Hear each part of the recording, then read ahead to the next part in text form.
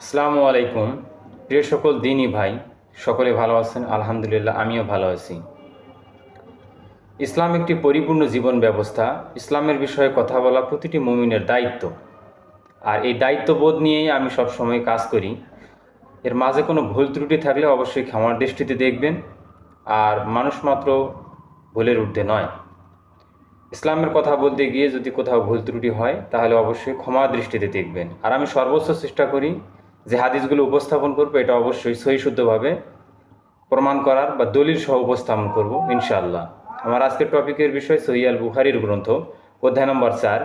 এখানে বলা হয়েছে যে দুর্গ অবরোধ ও শত্রুর মুখোমুখি অবস্থায় সলাৎ, অর্থাৎ এই সলাৎ কীভাবে আদায় করবেন সে সম্পর্কে। ইমাম আউজাই রহমাউল্লাহ তিনি বলেছেন, যদি এমন অবস্থা হয় যে বিজয় আসন্ন কিন্তু শত্রুদের ভয়ে সৈন্যদের জামাতে সালাত আদায় করা সম্ভব হচ্ছে না, তাহলে অবশ্যই একাকী বা ইঙ্গিতে সালাত আদায় করে নেবেন। আর যদি ইঙ্গিতে আদায় করতে না পারেন তবে সালাত বিলম্বিত করবেন যে পর্যন্ত না যুদ্ধ শেষ হয় বা তার নিরাপদ হয়। অতঃপর 2 রাকাত সালাত আদায় করবেন। যদি 2 রাকাত সালাত আদায় করতে সক্ষম নাও হন তাহলে রুকু বা 2টি সিজদা বা 1 রাকাত আদায় করবে। তাও সম্ভব না হলে শুধু তাকির বলে সালাত শেষ করে জায়েজ হবে না, বরং নিরাপদ না হওয়া পর্যন্ত সালাত বিলম্ব করবে। মাকহুল রাহিমাহুল্লাহ এর মতে তিনি যে বিষয়টা পোষণ করেছেন যে আনাস ইবনে মালিক রাদিয়াল্লাহু আনহু থেকে বর্ণনা করেন যে একটি যুদ্ধে ভোরবেলা ভোস্তার দুর্গের উপর আক্রমণ চলছিল এবং যুদ্ধ প্রচণ্ড রূপ ধারণ করেছিল, মানে মর্মান্তিক রূপ ধারণ করে।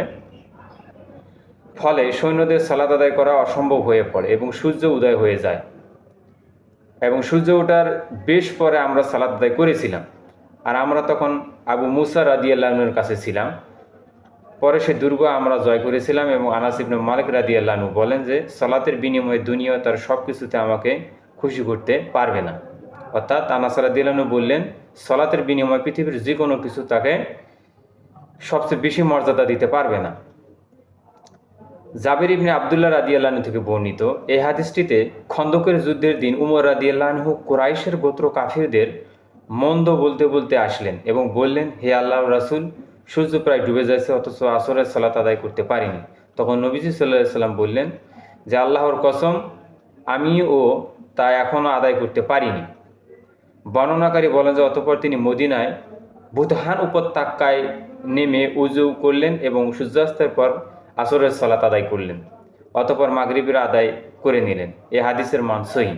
প্রিয় সকল দিনী ভাই, যদি এই হাদিসটার উপর সহিহ শুদ্ধতার মানদণ্ড থাকে আপনারা অবশ্যই বিবেচনা করবেন এবং কিভাবে সালাত আদায় করতে হয় বিশেষ করে আমার এই কথাগুলো ভালোভাবে দেখে নেবেন।